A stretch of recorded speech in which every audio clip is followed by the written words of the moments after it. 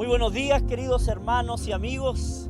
Como una mañana más aquí trayendo un mensaje, una palabra a tu corazón. Y bueno, diciendo que este es el día que el Señor ha preparado para ti. La verdad es que quiero hoy día terminar de hablar acerca de los desiertos. Como estos días he venido hablando acerca de lo que produce el desierto. ¿Por qué es el desierto? ¿Cuál era el propósito del desierto? Pero hay algo que a mí me es extraordinario de lo que Dios hace en medio del desierto, y que es una de las cosas que como hombre de Dios he experimentado en medio de los días de prueba, en medio de esos procesos que llamamos nosotros, en los que Dios nos mete y donde pareciera que Él no está, pero sí Él está allí.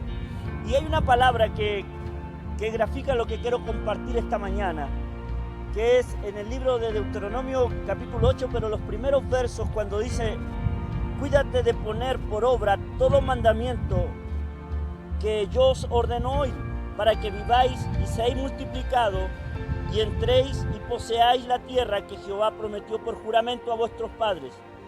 Y te acordarás de todo el camino por donde te ha traído tu Dios estos 40 años en el desierto, para afligirte, para probarte, para saber lo que había en tu corazón, si habías de guardar o no sus mandamientos. Y te afligió y te hizo tener hambre y te sustentó con maná, comida que no conocías tú, ni tus padres le habían conocido, para hacerte saber que no solo de pan vivirá el hombre, mas de todo lo que sale de la boca de Jehová vivirá el hombre. Hoy quiero compartir acerca de esto que dice al final, que no solo de pan vivirá el hombre, sino de toda palabra que sale de la boca de Dios. Mire, Israel en estos 40 años, Dios a ellos nunca los dejó. Como yo decía ayer, cada vez que necesitaban algo, Dios se los proveía: agua, pan, carne. Pero hay algo extraordinario que en medio del desierto Dios hizo, y es que Dios le dio mandamientos, Dios le dio sus palabras, Dios le dio ordenanzas. Y mire, y aquí encontramos una revelación maravillosa, que las palabras del Señor, las ordenanzas que Dios le dio a ellos a través de Moisés, tenían el propósito de probar el corazón de ellos. ¿En qué sentido? Si ellos iban a obedecer o no a la palabra. Y por eso dice que cuando Dios, después de esos 40 años, vio su corazón, y Dios vio que ellos habían entendido la importancia de la obediencia a la palabra, y que ellos habían entendido que no era necesario solo el maná, que no era necesario solo el pan del día, sino que era necesaria la palabra de Dios en sus corazones para obedecerla. Mire, Jesús, cuando estuvo en la tentación, Jesús estuvo 40 días ayunando, y Satanás vino para tentarle, dice la palabra. Y Satanás le dijo a Jesús: di que estas piedras se conviertan en pan. Y Jesús suelta esta palabra, porque Jesús sabía que el alimento del hombre no es solo el pan de cada día, no es los porotos, no es las lentejas, no es los fideos, no es el arroz, no. O sea, Jesús entendía que el verdadero alimento que el hombre necesita es la palabra, porque la palabra es la que te sustenta, es la que te mantiene firme en tu vida espiritual. Por eso Jesús también, cuando Él está con sus discípulos, les dice: mis palabras son espíritu y vida. Y por eso Jesús allí en Juan 14:15 le dice: si ustedes me aman, guarden mi palabra. Porque es la palabra de Dios la que finalmente te hará un hombre firme, te hará un hombre estable, te hará un hombre que sepa mantenerse en medio de los días malos. Mire, yo quiero decirte que en medio del desierto, Dios no te va a dejar sin palabra.